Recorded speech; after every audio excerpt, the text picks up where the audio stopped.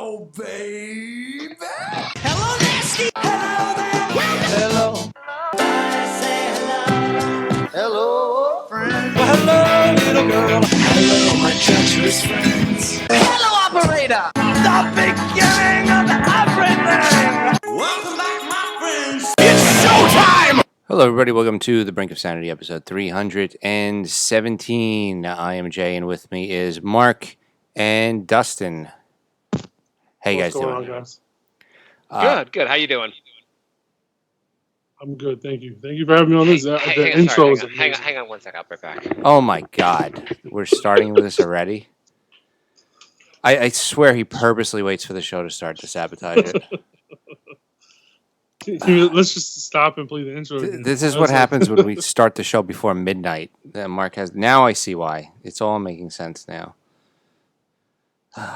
Anyway, we were Dustin. This is not the Dustin that has been on the show before. This is first time joining the show, Dustin. So thank you for coming on. Yeah, man, Okay, thanks for having- I'm back. I don't know if we're still talking. Sorry, my wife's in the shower. My daughter was screaming, so I'm back anyway. How you guys doing? Jesus Christ! Oh, this is so unprofessional. Get a grip on your life, Marc. I don't have a grip in my life. Hey, do you guys consider yourselves like handy? Like if No. shit breaks? No. If like a But- doorknob's loose and I could like tighten the screws to get it to work again, like I consider it like I'm like all proud and walking around all macho. Did you see? I got power in this room by flipping that switch. I can't say yes that we can see you because you never turn your camera on. Why? What do you mean? Oh, you said, "Do you see? I got power in this room." I was like, "No, I can't see because the camera's not on." Okay, I'll turn the camera on for you later on. You can stare. Woohoo! Yeah. Whatever you want to do while you're staring at me. Jay, you want to buy a house and you're not like handy? I mean, It's I'll gonna be a learn. Okay. Dustin, are you handy at all? Can you stuff breaks around your house? Can you fix it? I'm normally the one that breaks it by trying to carry it, like trying to pick shit up and just move it around the house. And no, I'm not very handy at all. I just like to move things. Yeah, I'm not very handy either. We have a house, stuff breaks. We have a banister in our house, and you guys know what a banister looks like. There's spindles up and down the banister, and somehow my daughter broke one of the spindles in half. What do you do then? You say I'm proud of you, and you give her. You Well, say yeah, now we yeah, have no banister, you little shit. Congrats on going hi-ya and chopping our banister in half. Thanks, honey. Yeah, what was in your goddamn head? Explain yourself. I don't even know how she did it, because it's such a thing that, like, not that it's the strongest banister in the world, and, like, I feel like maybe if I really kicked hard, I could do it also, but she's like, what is she, 12 pounds? I don't even know how she broke it. But she broke it in half. Little kid First- strength is like retard strength. I have no idea how she did this. Like, it just, like, maybe she ran into it, and, like, the broken spindle saved her fall. I'm not really sure. But, And you'll never get a straight answer, right? oh, yeah. Getting experience from kids, you're like, how did it break? Yeah, I ate ice cream earlier. Cinnamon. Okay, fine. That's great. Thank you. Yeah, Thank what, you. what does cinnamon have to do with this? Just Yeah. cinnamon. So it broke. And so the first thing I tried to do was glue it back together because seems to make sense, right? Yep. Yeah, crazy glue or duct tape. If those don't do it, then you need to call in an expert. There's something called wood glue, which glues wood. So I got wood glue, glued it, and I was like, okay, we're good. And it kind of looked like shit when it was like there's a giant crack in it. So my wife's like, you have to actually fix this. I'm like, well, it's functional. It's glued together. Can we just talk about this again in like 10 years when I'm ready to fix it? She's like, we can fix this. See, that's the difference between men and women. Like, if there's a crack, but it works, who cares? Well, But they I did the strategy of like, yeah, you're right, I'm going to fix it. And then like 3 weeks later, she's like, what are you doing? I'm like, oh, I'm going to fix it. You have to actually fix it. Okay, fine. I'll actually fix it. She's like, well, we call like a repairman. And I'm like, well, a repairman's going to come to our house, charge us like $500 for some reason or another to do this. There has to be an easier way to do this. So I went to Home Depot, and at Home Depot they sell spindles. You can actually buy a spindle, and well, first I had to figure out how to get the spindle out of the banister, which surprisingly was not as easy as I thought it would be. But I got it out. I go to Home Depot. I buy a spindle. The spindle's not the correct size. I still have to I still have to stain the spindle and like shave it down. But anyway, I go to the register to buy the spindle. I have self checkout. I ring the thing up. You know how much a spindle cost at Home Depot? $50. 1 cent. Was that? It rang up for 1 cent. So that's good news. If something rings up for 1 cent, what do? You It's say just self awesome. checkout. It rings up for 1 cent. Do you say anything, No, absolutely not. Dustin? No. So, because you clearly know 1 cent is not the price of this item. Well, Right. that's whoever's fault it is that programmed it. So I'm being the I'm like, this is basically stealing. So I went up to the guy, like the guy was like, call up for help. You And I was like, deserve "Sir." whatever comes next in this story. Oh, I do. So I was like, sir, this rang up. It said 1 cent, and he's like, yeah. Well, I think it's probably cost more than 1 cent. Okay, if you want, you can pay 2 cents. Fine, sir. I'll see you later. Okay, so you got off easy. Clearly I just paid 1 cent. I got it for free. Because the guy, Home Depot must love their employees who are like, oh, it says 1 cent? Fine, pay 2 cents if you want. Okay, cool. I'm going to go back to my $7.25 an hour job. Yeah, well, that's what happens when you pay people like half of living wage. Yeah, like he's just like, I was like, okay, fine, whatever. You work here. You gave me permission to steal. Thank you. Bye. Mm-hmm. Yeah. Anyway, that's my story of my 1 cent purchase at Home Depot. So from what I'm getting from this story, you're trying to convince me not to get a house. I think having a house is fine. Having a house with kids is the problem. Having anything in the house. First of all, I still have to figure out how to. I got to the stage where I purchased this, and now I still have to stain it and put it back on. Figure out how to put it back on the banister. Which it's been like a week now. I'm waiting for my wife to be like, "You bought the spindle. Now you got to put the spindle on. We can't just have the extra spindle in the house. We actually have to fucking fix it." So I'm waiting for that. But More reason for me to believe never buy a house. Dustin, you rent? Yeah. So when something breaks, what do you do? I call my landlord and go, yo, come fix this shit. Jay, when something breaks in your house, what do you do? Yep. Call the landlord. Fridge broke a couple months ago. I said, hey, the fridge is not working. 24 hours later, new fridge. Okay, cool. What do you think you do when you own the house? I probably get a lot of Fix it takeout for yourself. about a month. And Honey, then, I'm going to fix the refrigerator. I'm going to. I totally know how to do this. How do you know how? Jay, what do you know about fixing a refrigerator? I know everything about doing it. I'm just going to play a lot of video games, and we'll talk about this in a couple of weeks. We could do takeout for a couple of weeks. I just call my landlord. Can you come fix it? You don't live here anymore, Jay. You own a house. Fuck. When things break on a house is not like most of us are not buying new houses. We buy old houses, basically lemons that we choose to live in, and just watch stuff break all the time. Yeah, that sounds about right. My Dustin, problem is if I ever bought a house, I would be that guy that like continuously goes through looking for stuff getting ready to happen and then prepare whatever expert I need to come in and fix it before it breaks. That's not a bad idea. You just have a whole Rolodex. You have an electrician, a plumber. Yep. Yep. See, that's where you went wrong, Mark. You don't have pre-planning. yeah, that's exactly. I have a place for you to move, though, Jay. Oh yeah, I think you should move to Gay Hell. gay Wow. hell. Is that different from regular hell? It's actually a real place. Okay. It's in Michigan. Do you guys know there's a place in Michigan, like, true story, there's a place in Michigan called Hell. There's a Hell, Michigan, and there's a Hope, Michigan. These are real cities in Michigan. Okay, but why is it gay hell? There was an online personality on YouTube Wow. who Hell, Michigan, to make money, has sold the rights to, like, you can name the first, like, a day or two, you can, like, change the name of the town. And so an online personality bought it, and in protest of Donald Trump, he named the I'm not sure how this is protest, but he named the town Gay Hell. Yep. YouTuber Elijah Daniel has pulled off a lot of stunts and started his creating content. But his latest act as mayor of Hell has a lot of people talking. He purchased Hell, Michigan for Pride Month and used the opportunity to rename the town Gay Hell. How much did That's it say how much he purchased for? I don't think they say. I don't think it's like a ridiculous amount of money either. I want to know how much it actually, costs to purchase a Not town. listed here. Where do you even go? Was it on Craigslist? In 2016, actually, the asking price for the name the town was 1.3 million. So, So you don't actually made- own the town; you just name the town. Yeah. I guess you just name the town. It's Yeah, not you could just buy the so town we- and be like, "It's my town. Everyone go home. Everyone get out of here." We are home. Town's Not anymore. yeah, town's closed. You thought this was hell before. Wait till you get Which- us owning it. Which is Gay Hell is about 20 miles northwest of Ann Arbor and has been on sale for years.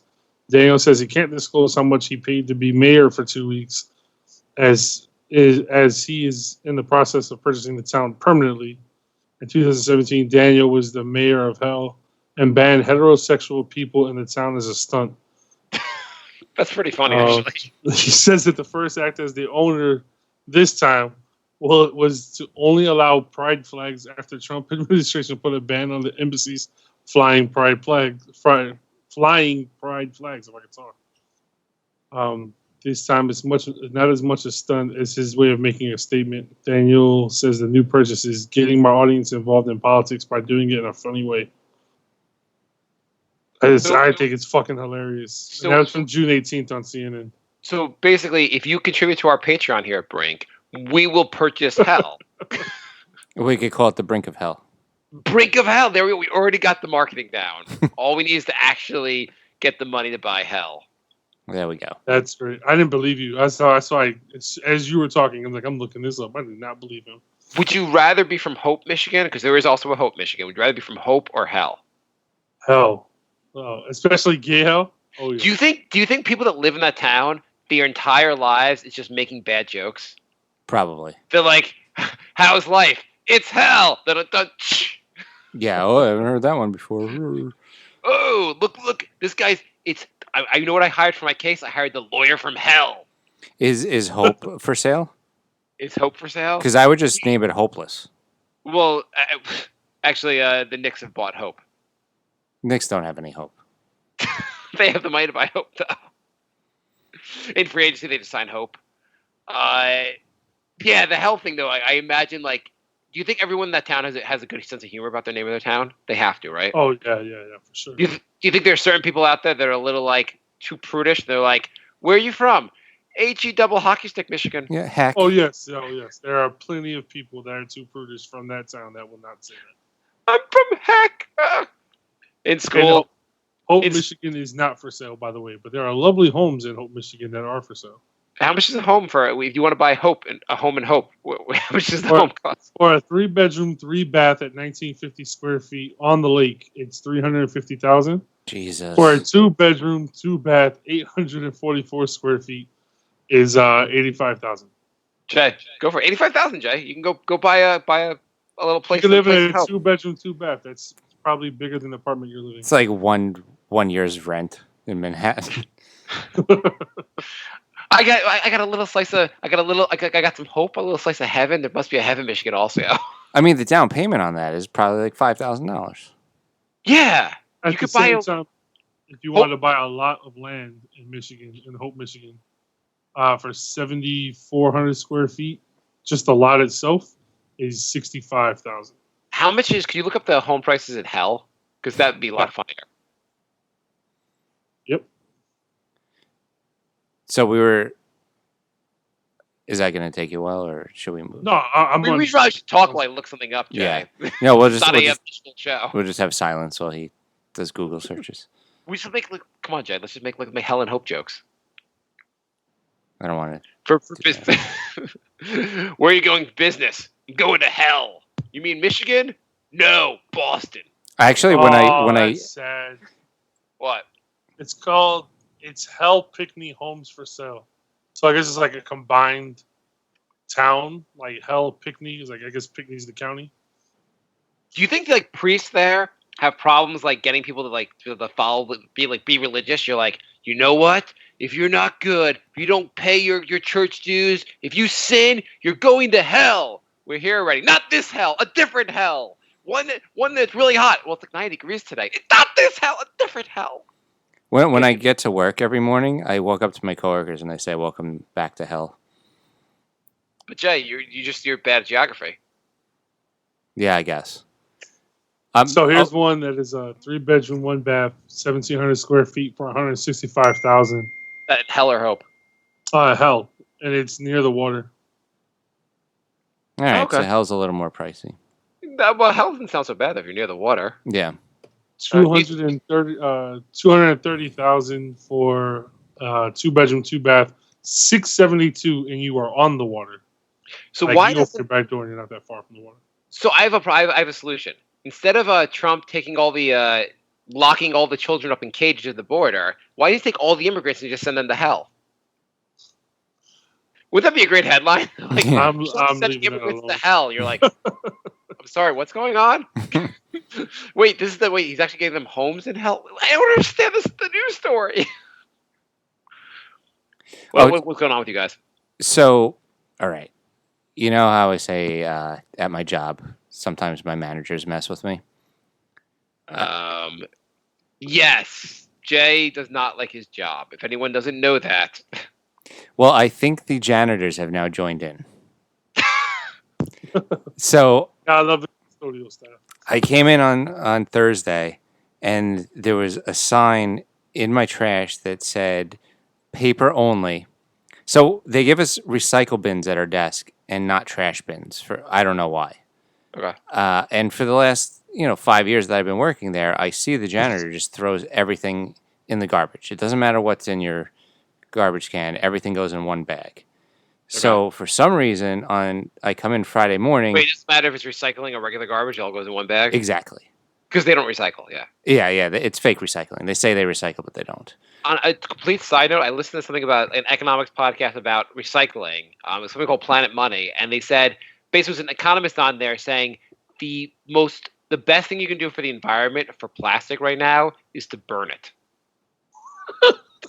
They were just like what it actually takes to recycle it is more damaging to the environment than actually just burning it. Huh. Yeah. Well, there was probably these ways to burn it, like plants that burn it with like they're not as much carbon emission than the old method. Right. But it's still like they're like lighting it on fire is actually better because most of our plastic we used to just send it to China or in other parts of the world, and everything that went into actually getting it there, cleaning it, and then getting it to China is worse for the environment than just lighting the plastic on fire. Huh. Yeah. So anyway, go on with your story, Jay. All right. So Friday morning I come in and there's a sign that says Thursday morning I came in, there was a sign that said paper only. Okay. So I forgot that day. I was throwing everything out that wasn't paper, but at the end of the day I got a bottle of Smart Water and I left it in the garbage can. And why do you drink Smart Water? To be smart. Like, do you in some level are you falling for this shit? No, I usually just drink filtered water, but I forgot my. I usually have like a refillable water bottle, and I forgot it at home. No, but if you go down to the store, wherever you're going to get water, Smart Water costs more than the regular shit water, like the regular pretend water. Like all other bottles of water, they're going to be probably cheaper than the Smart Water. You probably paid a premium because in some level you thought this will get me ahead of my career. Maybe basically there's a little convenience store in the lobby of my building, my work building. And I just bought the largest bottle of water they had, and it happened to be Smart Water. Dustin, do you buy Smart Water? I do not. What do you think of people that buy Smart Water? That's whatever. Okay, so you just think Jay's like, you think he's doing? You're making it sound like I am a regular Smart Water connoisseur when it was just like a one-off incident. Honey, the funny part is it's not Smart Water that like. I love how you make it a joke where you're trying to be funny about his intelligence, questioning it. When really it's just like electrolytes or whatever the hell they put into it. Maybe I like the taste of electrolytes. And for that, I would just drink Gatorade and just. What flavor ice cream do I want? Do you have anything that tastes like an electrolyte? Sorry, this water isn't electrolyte-y enough for me. God, you have Smart ice cream? I just want electrolytes in everything for going forward. Honey, just I peanut butter jelly and electrolytes in the sandwich. God damn it! You keep forgetting the electrolytes. What's the problem? God, it just tastes. I cannot taste the electrolytes. I need this. How am I going to sit here and play video games? You could just freeze the Smart Water. In the ice how am I going to play video games for the next 5 hours straight without the smart in me? All right. Okay, Jay, go on with your story. Going on. so I get the sign.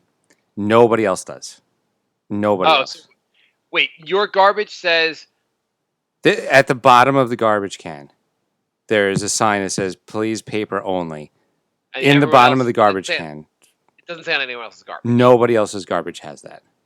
It's Okay. like inside the can, face up on the bottom of the garbage can. Maybe you should have found a piece of plastic, wrote a piece of paper onto it just saying no, and put it in there. So the next day, I forgot, and I had left a bottle of Smart Water in the garbage. And you 2 days in a row you're drinking Smart Water? No, I'm still on the first day because you interrupted me like 10 times. Oh, okay. I didn't know if there was a thing like every day you're like, come on, shopkeep, you have the Smart Water. How am I gonna get through work today? No. We're still on day Is there one. anything else? Can I lick? Is there anything I can lick for electrolytes? This is why the show is an hour and a half, Dustin.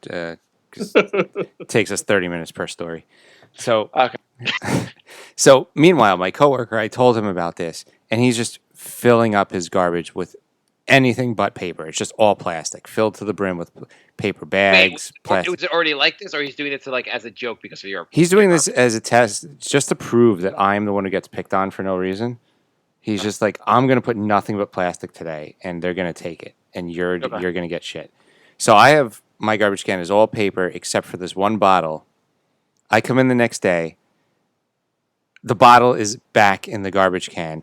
They took all the paper and threw the bottle back in my garbage can. His garbage can completely empty. They took everything in his garbage can. So, Man. Jay, Is it too early to tell you that we've been paying the janitor? so even the janitors are messing with me at work. That's amazing. They're like, why won't he leave? We're not going to fire him. We're just going to make his life each day slightly worse. So we did one final test on Friday before I left. Yeah. I took the water bottle out of my garbage and put it in his garbage. So we'll see if it's still in his garbage on Monday. If she empties his garbage on Monday, they're clearly just messing with me. So I think you should go the opposite. I think you should fill your garbage with all plastic and see what they do. Well, I can't even have one plastic item, so they're obviously not going to take it. You know what you should do? You should buy a slightly smaller plastic garbage and put it in the regular garbage.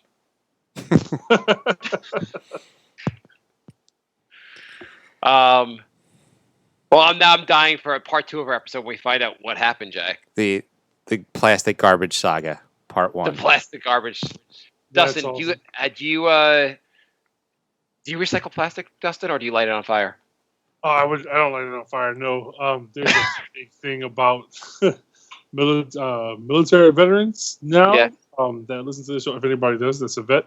That there's cancer-causing chemicals in the stuff we breathe overseas in Iraq and Afghanistan, Yeah. where we would burn our trash. So since then, I'm like, I'm not burning trash or plastic or anything like that around me anymore. Wait, what is it? What is it? There's a big study going on that veterans who are overseas in certain areas near the larger bases, they're developing cancer from the chemicals that they breathed in when they were burning trash.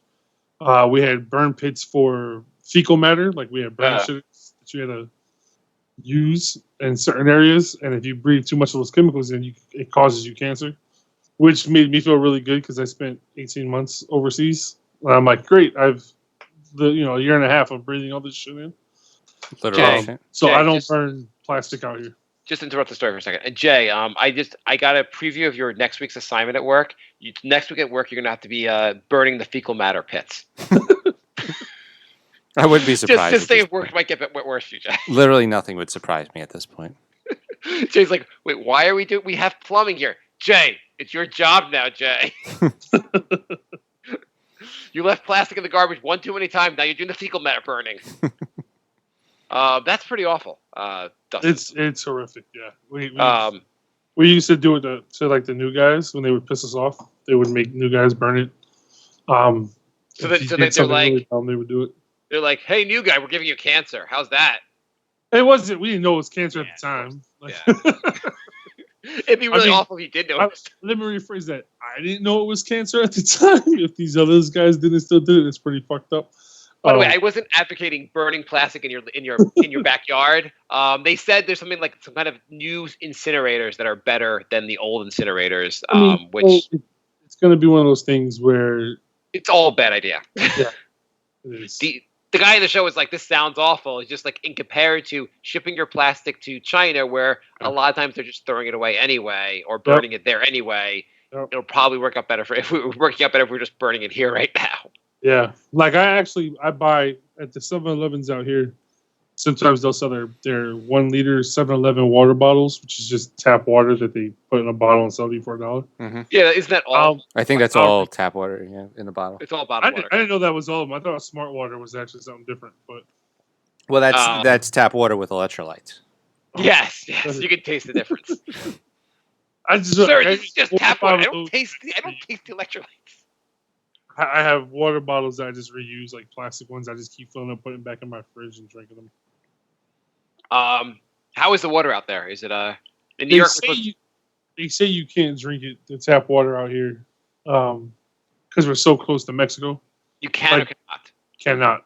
Oh, really? Like a 15-minute drive from the TJ border in California, and they say you're not supposed to drink the water. So I actually have a water store that we go to. I have 3 5-gallon jugs that I fill up, and it's actually pretty inexpensive compared to like a regular water bill. Do you when you take a shower, do you just use the regular water? Yeah. Okay. Which is why I don't get how it's like, oh, you can't drink the water, but you can bathe and brush your teeth with that shit. Oh, okay. So my next question was brushing teeth, and like, what about like making food? You're gonna boil pasta. You use Well, if you boil water, it gets rid of everything. Yeah, allegedly, yeah. Well, that's what I'm asking. Do you use the tap water, or you use the? Yeah. Okay. So this is just purely like drinking water. Yeah. What about water fights? Like, do you use the store water, or do you? No, I use the hose. I'm not that much of an asshole. I think the water is probably safe to drink. I haven't seen any studies since I've lived out here that's proven any different. But yeah, what did people do before the like bottled water has been a thing for like 20, 30 years. What did people do before that? Died at the age of 50. Yep.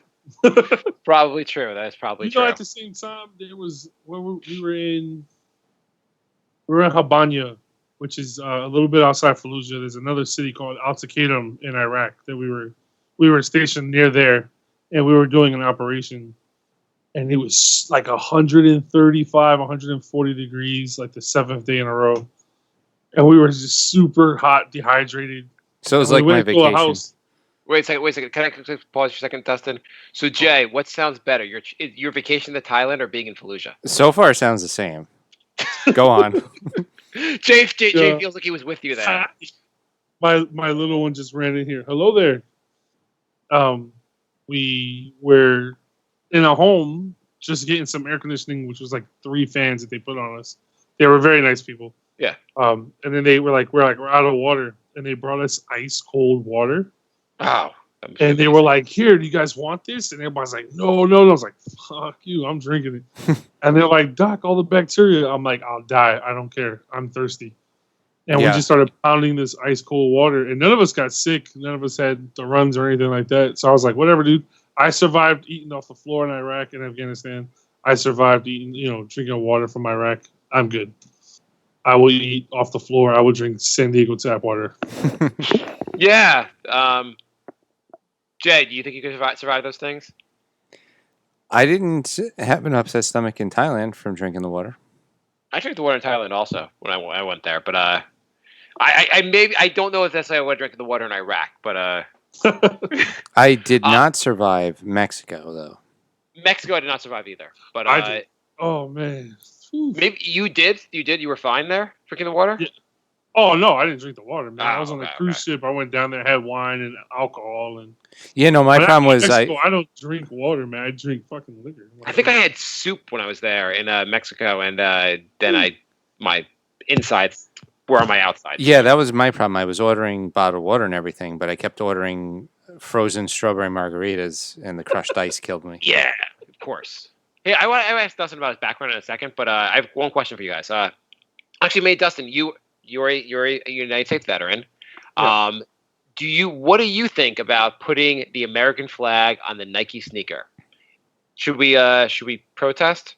I didn't hear about the whole. I saw the controversy on Facebook, and I didn't know how to react to it. But another podcast I listened to, and I'm gonna give them a free plug. The Profane Argument. They were like, we shouldn't allow certain groups of people just to claim things and not put up a fight for it. I think what Nike should have done was go to Colin Kaepernick and be like, look, if white supremacists or white nationalists, whatever you want to call them, are using this as a sign for white power and enforce slavery or whatever have you, and the racism, we should have you standing with the flag and be like, no, this is an American flag. It's for all Americans that are here. I agree with that. I mean, if the Betsy Ross flag would have been on the shoe, I would have bought him anyway. I don't care. For those that don't know the story, basically Nike was coming out with a sneaker where they put the Betsy Ross flag. The Betsy Ross flag was the flag where it has, instead of the 50 stars, there's 13 stars that are in a circle to represent the 13 colonies.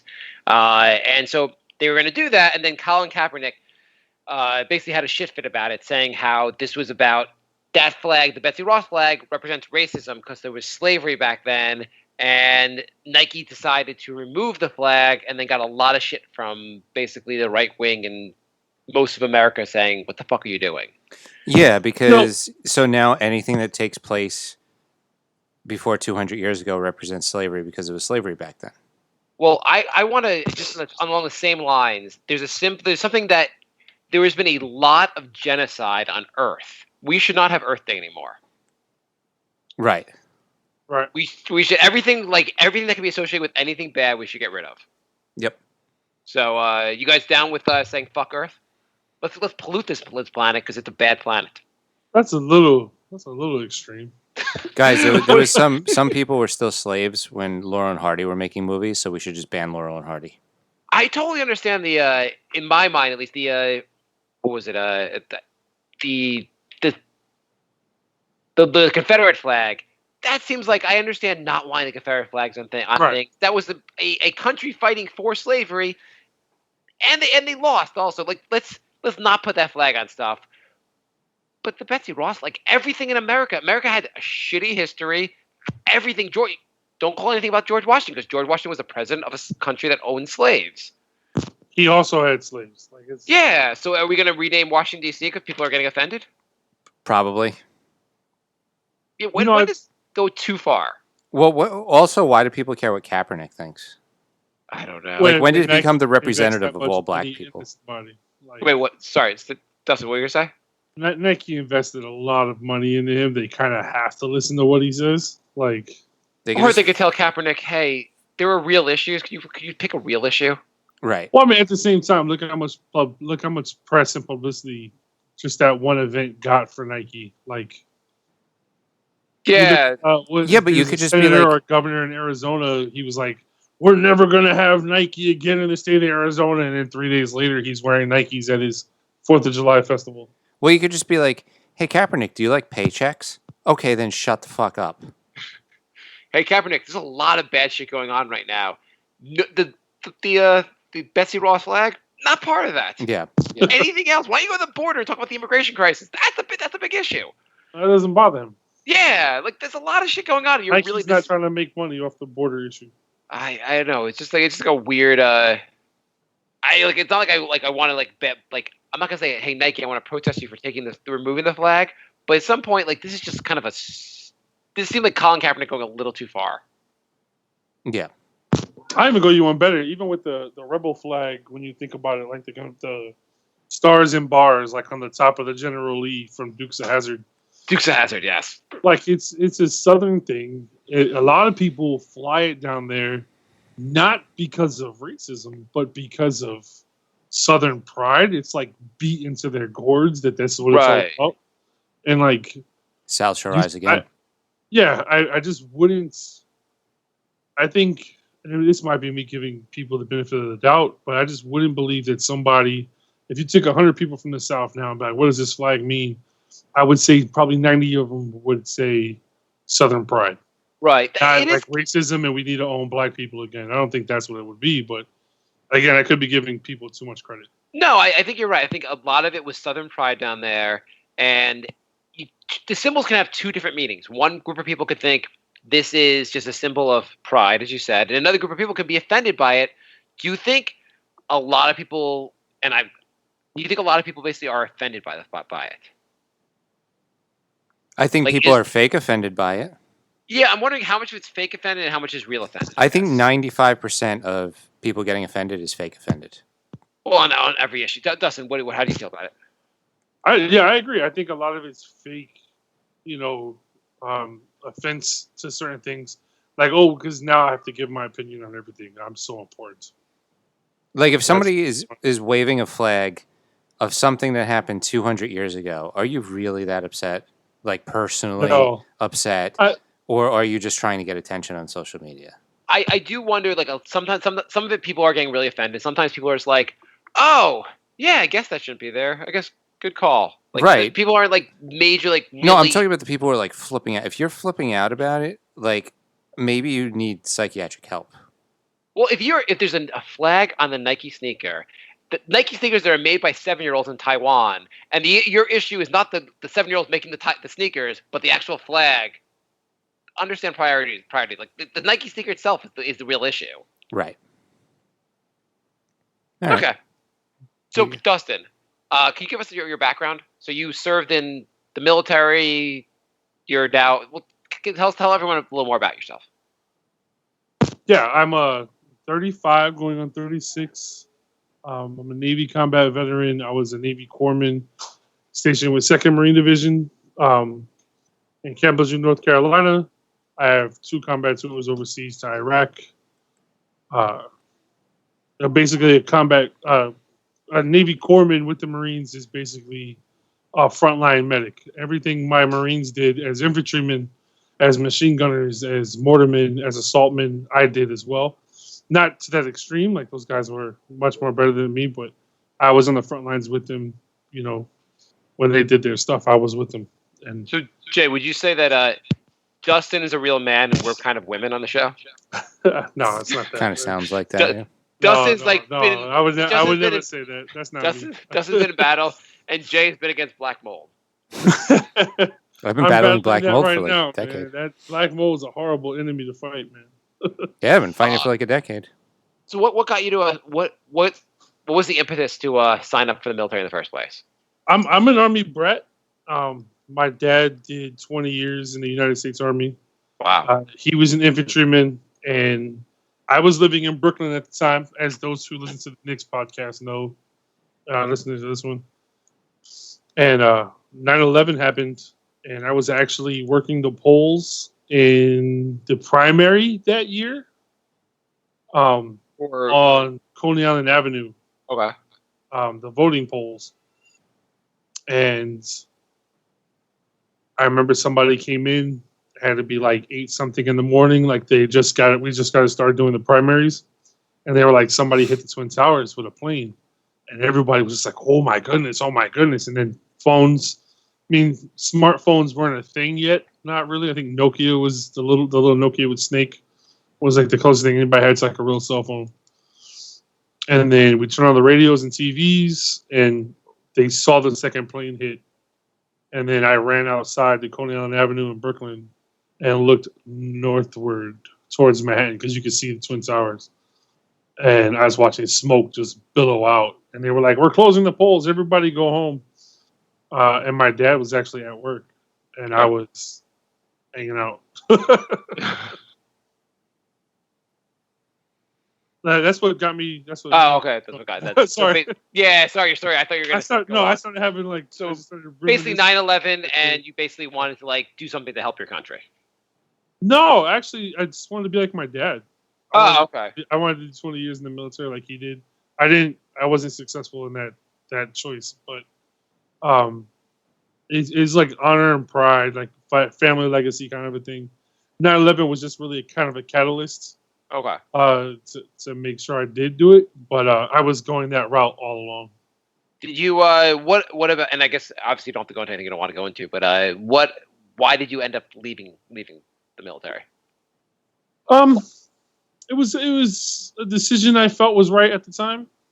I thought I was going into a better situation outside of the military. Okay. In hindsight, had I not gotten out of the military, I might not be in the position I'm in now today. So I think everything happens for a reason. And I kind of left because I thought life on the out was a little bit better than being in. And it turned out, some 10 plus years later that was the case. But it took 10 years to get here. Wait, how long were you in there for? I did 6 years active and 3 in the reserves. Okay. Oh wow. A couple of months extra, but I don't count the months. What kind of things do you think that people like you might think about the military and then find out like expectations versus realities? What kind of things that like go on that maybe like people wouldn't expect? Anything you could share? Well, back when I was in, I mean, it's changed a lot since then. The climate and the culture of things have changed a great deal from what I've been told by people who are in still. Okay. When I went through basic training in Great Lakes, it was still very much, and this is Navy basic training. It's not like the Marine Corps or anything like that, but it's very much we're gonna break you down systematically and kind of rebuild you. It kind of goes into a little bit of brainwashing, not really like you turn into like this puppet for everybody, but it's pretty intense. If you drink too much of the Kool-Aid, it could be kind of fun, depending what your term of fun would be. Do they break you down? Is it more breaking you down physically or mentally also? Yes. Both. Okay. Yeah, Full Metal it's Jacket. something where it's like I hear a lot of people say, and I've said it about Iraq veterans and Afghanistan and veterans from Afghanistan, where the generation is going to be treated almost the same as Vietnam vets, right? Where like half the country is going to love you, the other half is not going to stand you. Like, they can't stand you, and it's just a mixture of emotions, right? Because it affected everybody and our generation. My wife's generation, my wife is 8 years younger than me. It's not really affecting her generation as much, but in the three of us in our generation, and guys our age between 35 and 45, it affects us way more. Looking at veterans and how we feel about them, I think it's more 50-50. Where if you look at like my wife's generation, it's not as much affected. You know what I mean? Like how people feel about them. Probably, I would imagine people probably mix the politics too much with the people. Yeah, and that's something you can't do. I'll say that. You don't criticize veterans because of what you feel the administration that sends them to war is doing. Right? We don't get to say, "Hey, we're not going to go do this." Like we don't get to say that. We do what we're told, and that's it. And there was a great line from the movie We Were Soldiers where he says, in the end, they didn't fight for their country. They didn't fight for their flag. They fought for the guy beside them. And that's kind of how it was when we're out there. You took care of each other. You didn't care about what was happening back at the States. You didn't care about, who's American and who's not. It's just, I'm going to take care of the guys that I came over here with. And that's my whole purpose. That's my whole job. And that's how I looked at it. If you wore the same uniform as me, I'm going to protect you the best I can and then worry about everybody else later. No, it makes sense. I mean, like you go through so much together that like, yeah, it's like a brotherhood. Yeah. Are you glad are you glad you did it? Yeah. Yeah, I would do it again. I mean, I'd do it again with the same guys. Okay. If I could go back in time and have the same group of guys, I probably would relive every single experience I had in the military exactly the same way. Even if I could change anything or like, going into it with the same knowledge I have now, I would still go through it. I still want to go through it the same way. I think it really solidified who I was. It actually, I look back at it and I make jokes about it and I laugh about it with certain people because I survived it. You know what I mean? And it's taken me a long time to be able to talk about some of the things I've gone through. But I love those guys. I love them to death. I wish they were closer to me so I can be with them on a more regular basis. But San Diego is amazing. Imagine San Diego's really. I've been there. I've been to San Diego once. It seemed like heaven on. It seemed like heaven on earth. So I like it. It does not. It does not seem like hell, Michigan. It does not. No, I never been to Hell, Michigan. I need to go take a trip out there and give you guys a frontline report about how it is. I think your entire review would be, "This is not San Diego. I'm going home." You know, I told my wife just the other day, and I've talked to you guys a lot on the other podcast, and I was like, I need to go home, man. I need to go back to Brooklyn. And she's like, well, how long do you want to go? I was like, 4 days, and I'm good. Like, that's all I need. I think you'll get back to Brooklyn and just say 2's good. We get a beef patty with cheese and cocoa bread, some crown fried chicken wings, and see my family, and then I'm out. So I got to see you guys. If I come home, I'm definitely absolutely. Guys, Absolutely. So can I ask you? What was the worst part about being like? Without you can't talk about like what would maybe the worst part about being there or being in it? But that's a heavy question. We can move on. No. I'm trying to give you a good answer. I don't want to sell it. I don't want to shortchange it. Let's come back to that. Let's go on to something else. I'll think of it while we talk about something else. I'll get back to you. Okay. Well, maybe let's move on to something maybe lighter in a different way, heavier in a different way. So since the military, I do know that Dustin now takes heavy boulders and lifts them over his head and throws them because he's a man, and we're not really men here. That's true. Please explain to everyone what you do. So this all got started. I do strongman training, like World's Strongest Man training. I have my first competition in August. I'm in the novice division. I've never competed before. Just even talking about it, I'm getting excited to talk about it, but I'm also terrified. What do you got to do? So what to being the world's strongest man? Can you tell everyone what that competition, like even the novice competition? What are you going to do?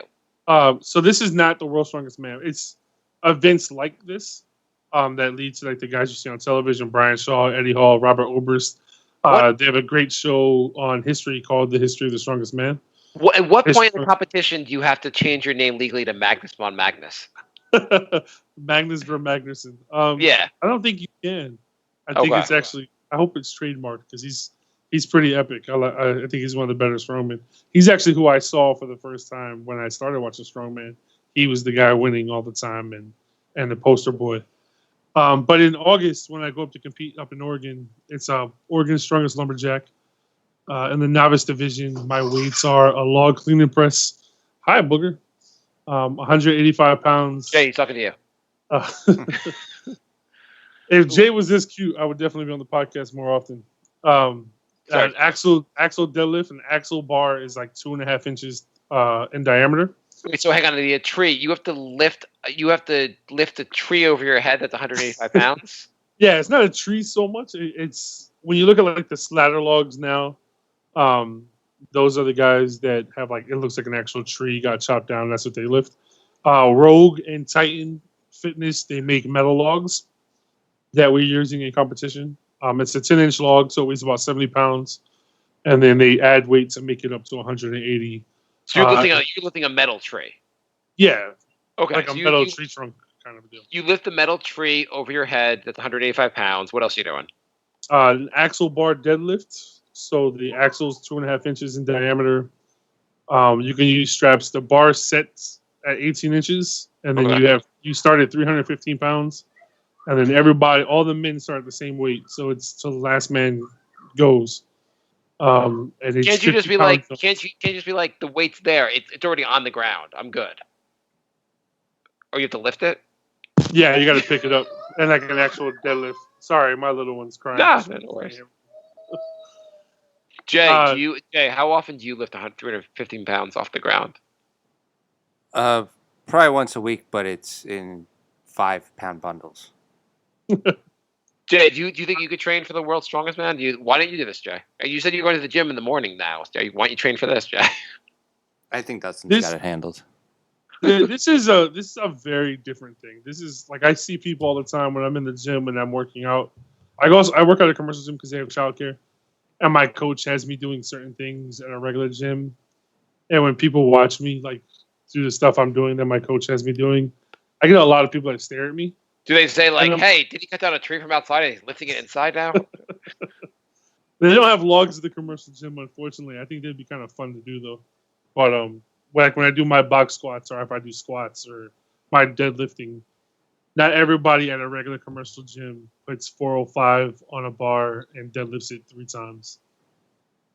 Or Probably takes no one else 285. does that there.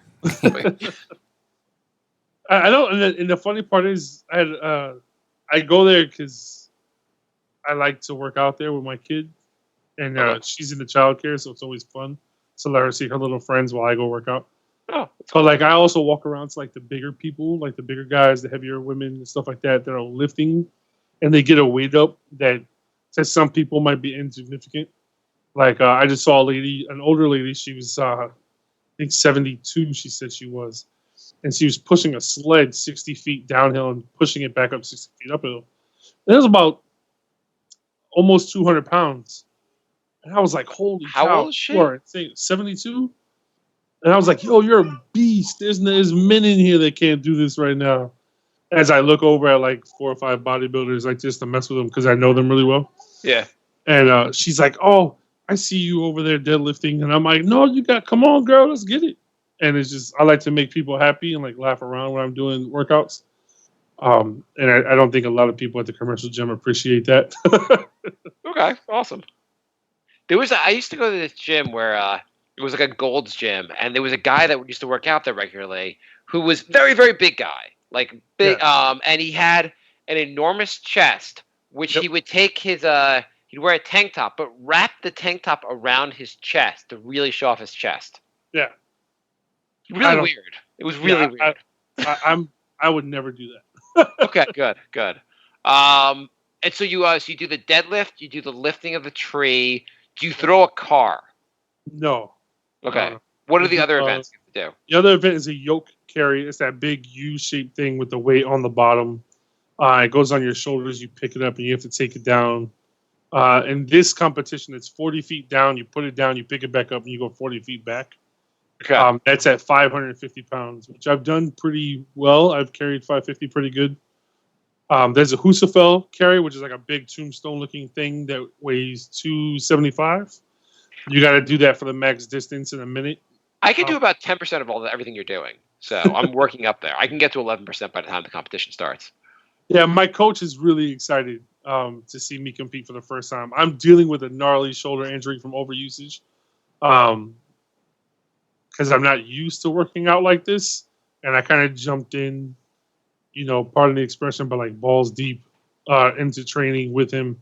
He's like 6 years younger than me. And he's like, to me, he's like one of the strongest men I've ever seen in my life. Like actually in person, face to face. He's an animal. I love him to death. And he's going to nationals pretty soon. And I hope he gets his pro card there. He's earned it, I feel. He's won a bunch of competitions. So I'm hoping good things for him. But every time I talk to him, he's like, I can't wait for you to compete for the first time and watch you crush everybody. And I'm like, oh, thanks. I just don't want to get a 0 in any event. I want to get at least 1 rep in every event. That's all I care about. Yeah, that would be awesome. That's awesome though. What's your goal? Like, is there a certain weight you want to get to for like these like for the tree? How heavy of a tree do you want to lift? Right now, my short-term goal is probably 300 pounds by Christmas. Damn. And if I can heal up properly, I think I can do it. My yoke carry is I want to do 1,000 pounds to take 1,000 pounds 60 feet in under a minute. I want to do that by New Year's. And then my deadlift, if I can get 700 pounds on the deadlift by Christmas, I think I'd be pretty happy. A 700-pound deadlift by Christmas. Damn. That's a lot of weight.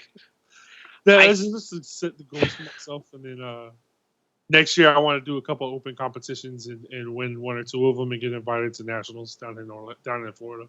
Jay, I have a question for you. So what sounds harder? Mm-hmm. What Dustin's doing, which sounds pretty darn hard, or the other day I was getting off the I took the train into the city. I'm getting off the train in the morning, and I see a guy going up the stairs.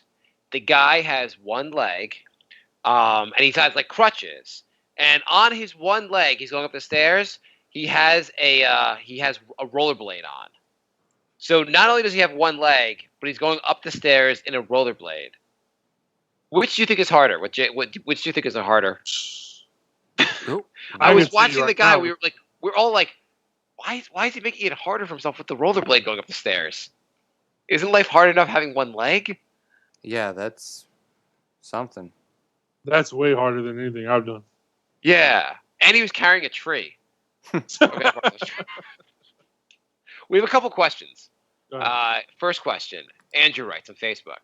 Would you rather put stinging hot powder on your balls or put cat medicine directly into your eye? That's a good one. I've done both, so I can answer this one. The stinging hot powder was not as bad. Okay, cool.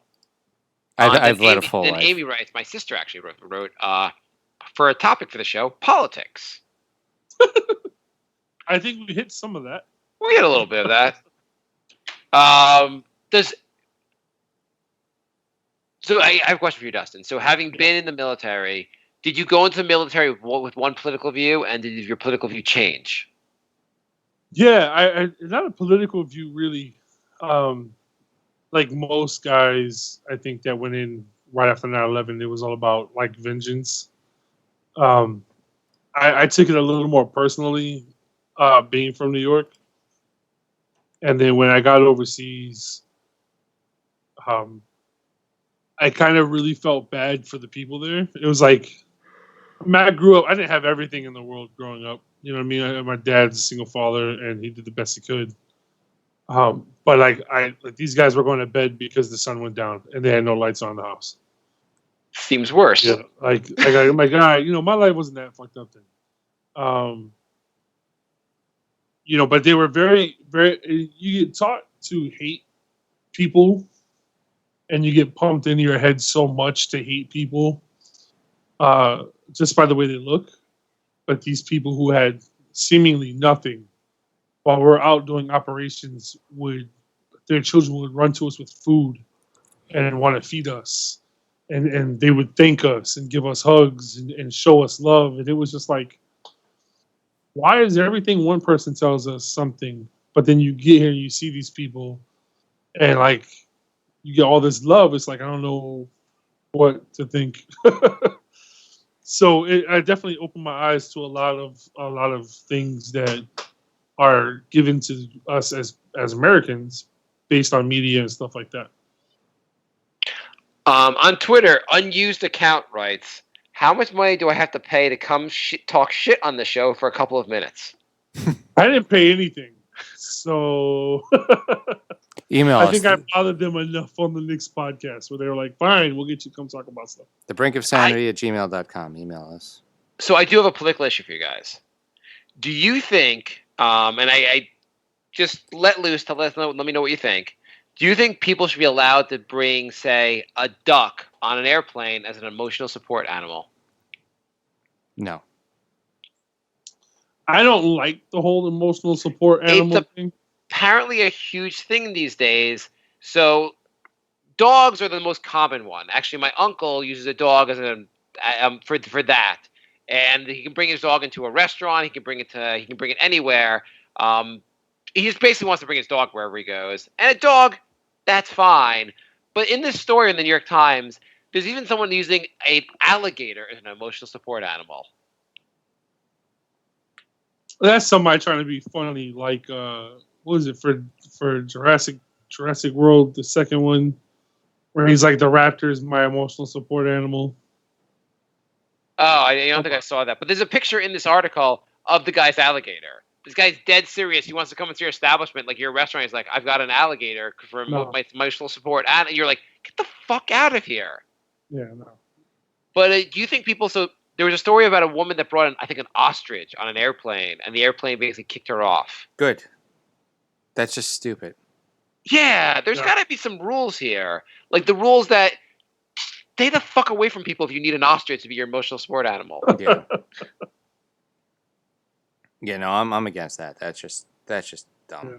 Do you think there should be any, like, should a dog be able to be your emotional support? Like, should it be like, there's a seeing eye dog. Can a dog be an emotional support animal? I feel like Oh yeah. there's a lot of legitimate cases, but I feel like that kind of stuff gets abused way more than.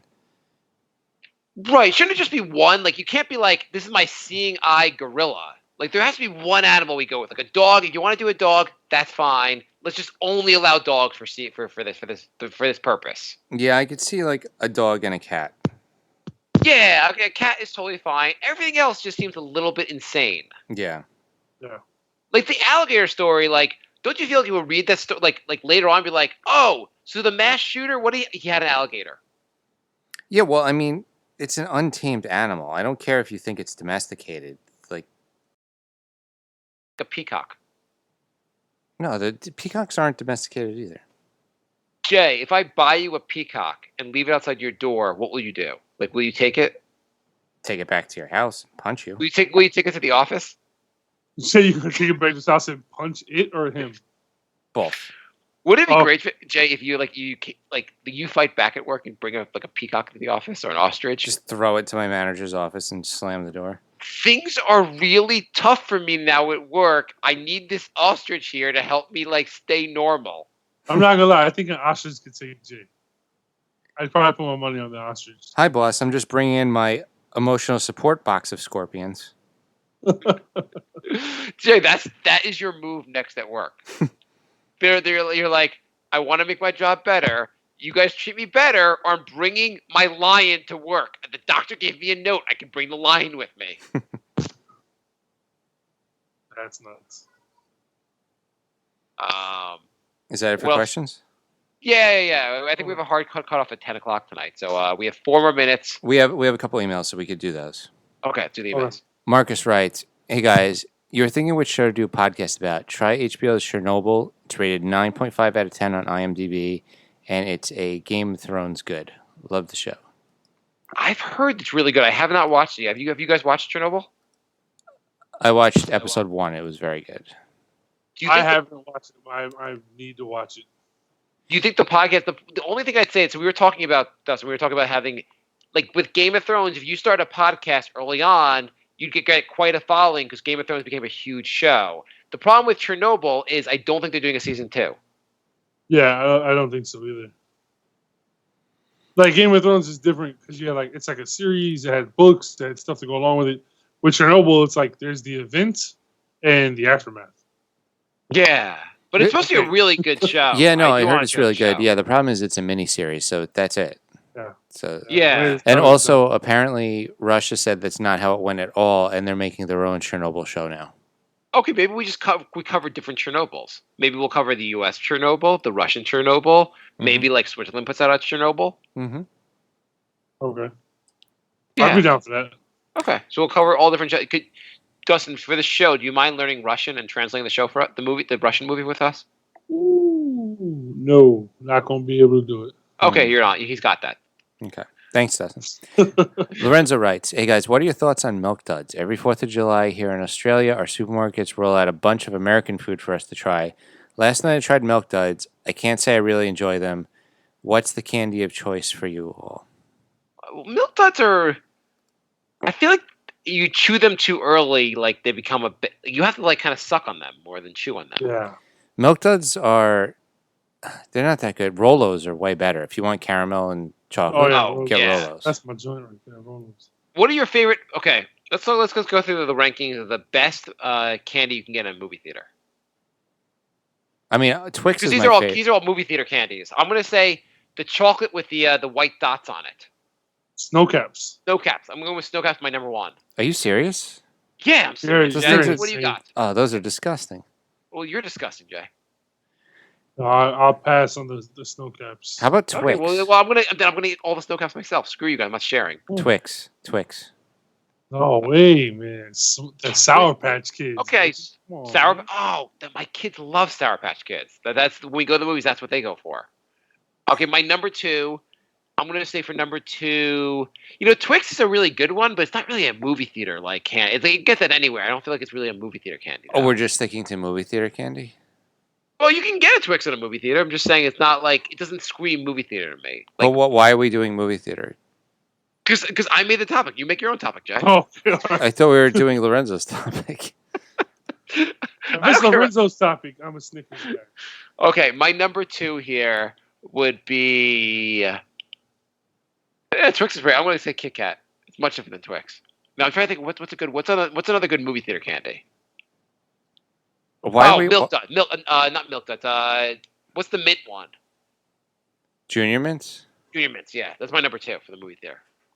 Okay, apparently Lorenzo, we're just doing movie theater and not like actual candy. So You know, Fine, I'm a big fan of Whoppers. If you don't, Milk Phenomenal. Duds are okay, but Whoppers are where it's at. yeah, I was at something today with we were looking at camps for my son might be going sleepaway camp. My son's going to go to sleepaway camp next summer. And we were looking at a sleepaway camp today. And at the end, they had like a thing of candy for the kids to like take candy. Of course, they have to give them candy. And one of the things was a Whopper. And like, I don't think my kids had ever seen a Whopper before. And I was like, you guys should try this.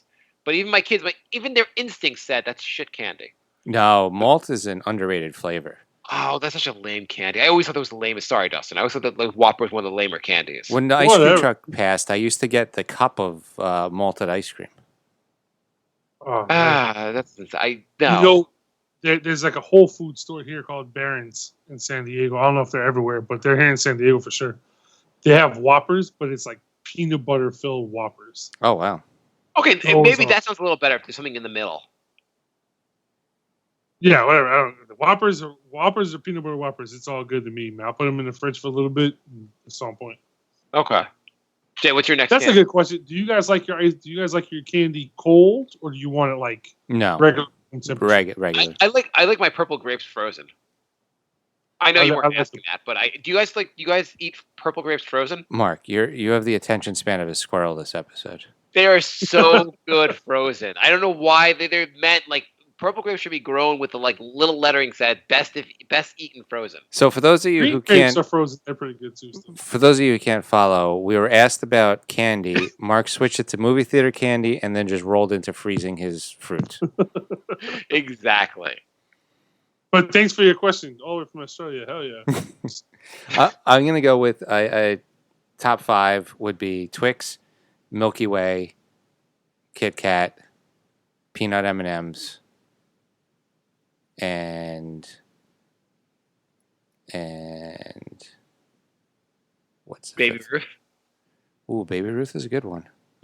Oh, see, those are all classic candies, though. Not named after the slugger. Do you guys know that? Yeah. I know Yeah. that. Yeah, everyone knows that goddamn fact. More emails? Maybe Reese's Pieces. Really? Okay. Yeah, I like Reese's Pieces.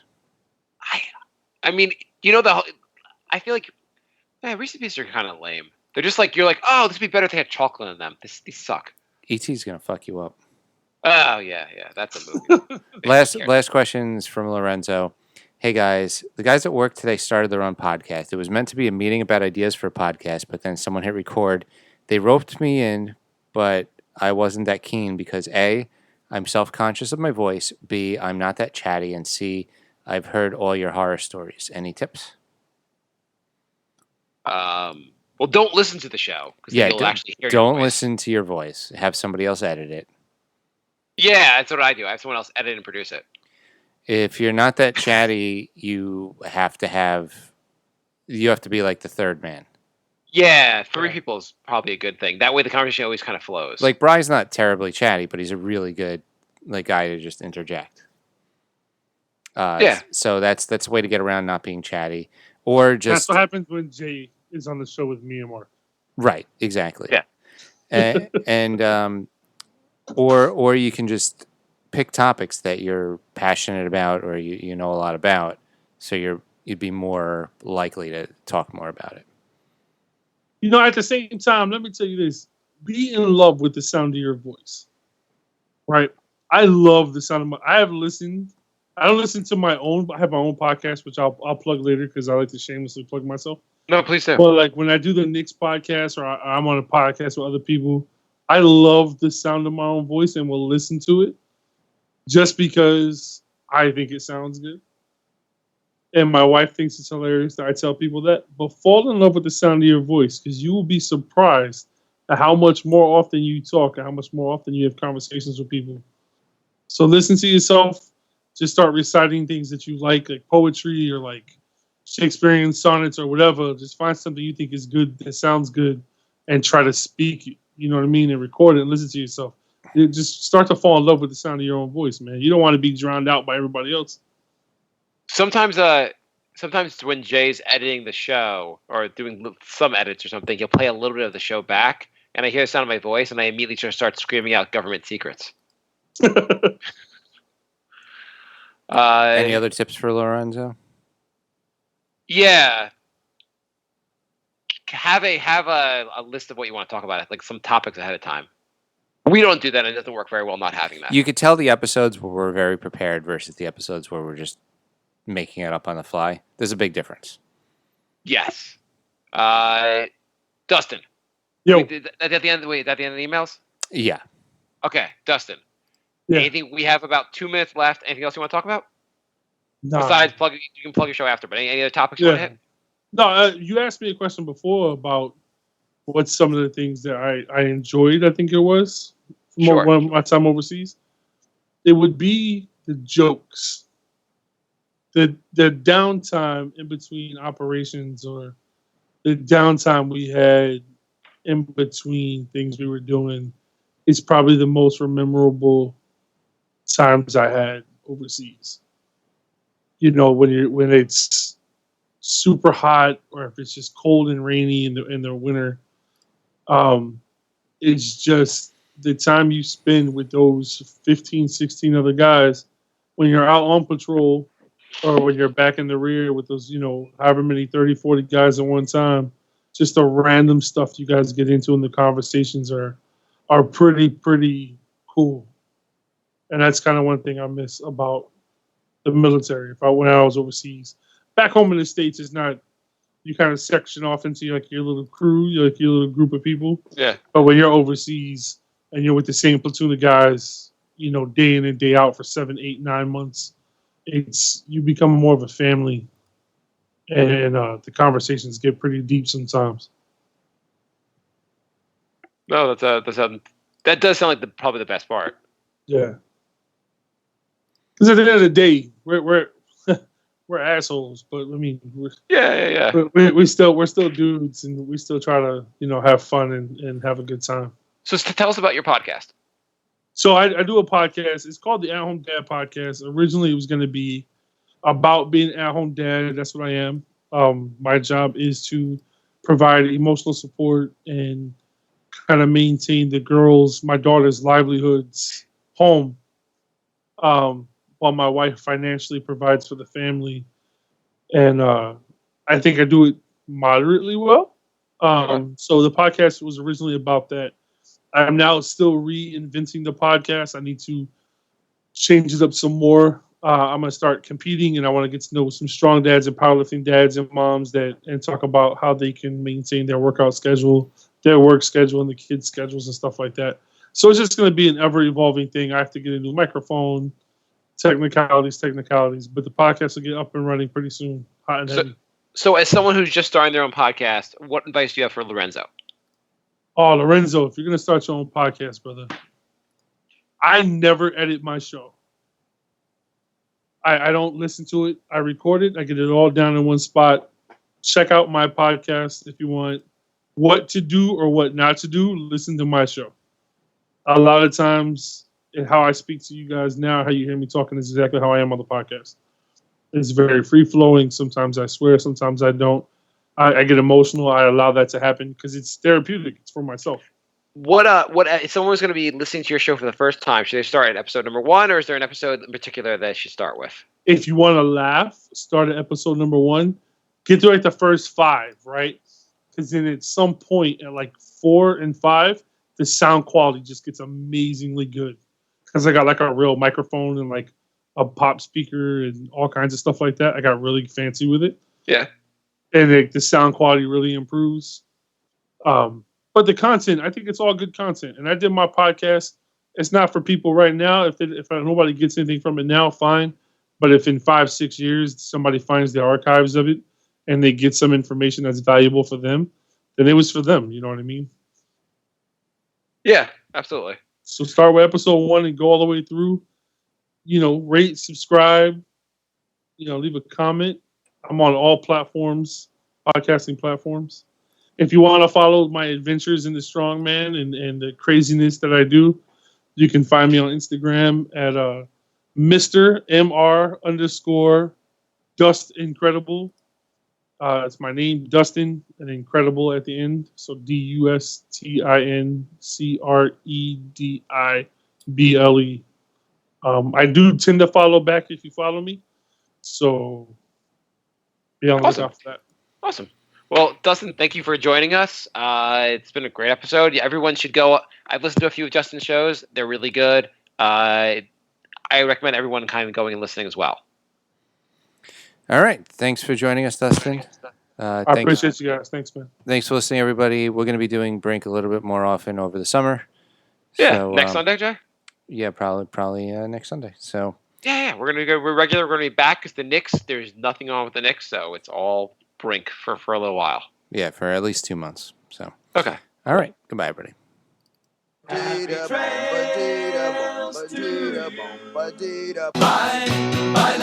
Goodbye, everybody. It's all over. Goodbye. It's time to go. This is the end. Say goodbye. I'm gonna leave you. It's the end. Goodbye. Goodbye. Just leave me alone.